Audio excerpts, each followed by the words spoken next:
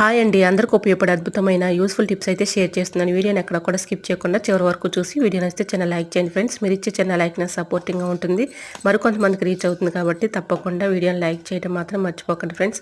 Steel డబ్బాలు అయితే ఒక్కోసారి టైట్గా ఉండి మూతలు రావు కదండి, అలా ఉన్నప్పుడు ఇలా ట్రై చేసి చూడండి.